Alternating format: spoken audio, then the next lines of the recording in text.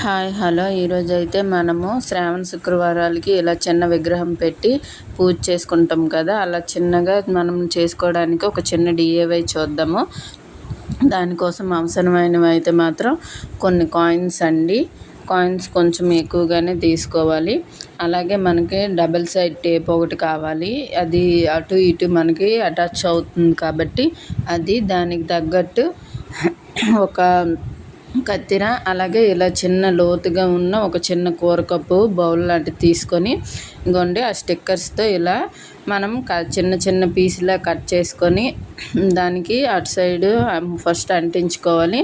తర్వాత అలా మనకి సైజుకి తగ్గట్టు అన్నీ ఒకే షేప్లో రావాలి కాబట్టి ముందు అన్ని స్టిక్కర్స్ ఒకే షేప్లో అలా వచ్చేటట్టు ముందు ఫస్ట్ అన్నీ అంటించుకొని దాని తర్వాత ఒక్కొక్క స్టిక్కర్ని తీసేసి కాయిన్స్ని అలాగా అటాచ్ చేసామంటే అవి ఆటోమేటిక్గా ఫిక్స్ అయి ఉంటుంది. కొంచెం చేసేటప్పుడే కొంచెం బాగా ప్రెస్ చేసుకొని ఆ కాయిన్స్ని అయితే అటాచ్ చేయండి.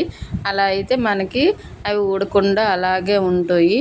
అలాగే చూడండి, సేమ్ అలాగా నీట్గా అలా మనకి ఆ బౌల్ ఉంటుంది కదా, ఆ బౌల్ చుట్టూ అలాగా పూర్తిగా అంటించాలి. తర్వాత పైన అంచు పైన కూడా పూర్తిగా అలాగే అంటించాలి. మనకు అంచు దగ్గర కూడా సేమ్ ఇంతే ప్రాసెస్ పైన ముందు స్టిక్కర్ అంటించుకొని ఇలాగ చిన్న చిన్న ముక్కలు కాకుండా మీకు చిన్న డబల్ టేప్ అయితే అది చిన్న సైజు ఉంటుంది కదా, మిల్లీ ఎంఎంలో, అదైతే అలా మొత్తం ఒక రోల్లా అంటించవచ్చు. నాదైతే పెద్ద టేప్ కాబట్టి దాన్ని నేను 2 పీసులుగా చేసి ఇలా అయితే అంటించానండి. మొత్తం అలా కాయిన్స్ అన్నీ అంటించాక మనకి ఒక తామర పువ్వు లాంటి షేప్ అయితే వస్తుంది.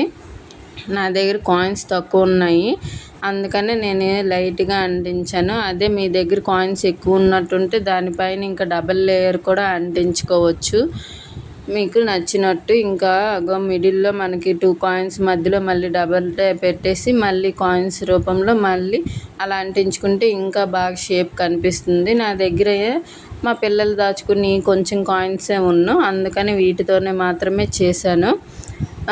మీకు జస్ట్ చూపించడానికి తెలియడానికని చేశాను. ఇంకా చూడండి, ఇలా పెట్టిన తర్వాత అన్నీ కరెక్ట్గా ఉన్నాయా లేదా అనేసి చూసుకొని మొత్తము దాన్ని అన్నిటినీ ట్యాప్ చేసుకొని ఇగోండి చూసేటప్పటికి నాది ఒక కాయిన్కి ప్లేస్ సరిపోకపోతే ఇంకా దాన్ని ఇంకా సైడ్కి చిన్న టేప్ పెట్టి అలాగైతే ఫిక్స్ చేశాను. అలా చేసిన తర్వాత అన్నిటినీ నీట్గా ఒకసారి సరి చేసుకొని అందులో మనం కొంచెం బియ్యం వేసుకుంటే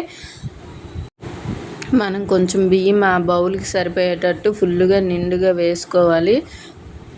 వేసుకున్న తర్వాత నా దగ్గర అయితే ఈ చిన్న విగ్రహం అయితే ఉంది లక్ష్మీదేవిది.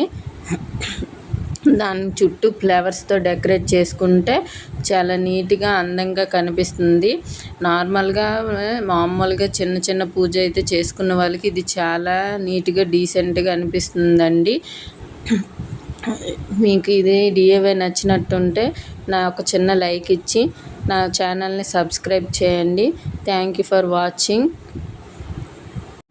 అందరికీ అమ్మవారి దయ ఉండాలని కోరుకుంటూ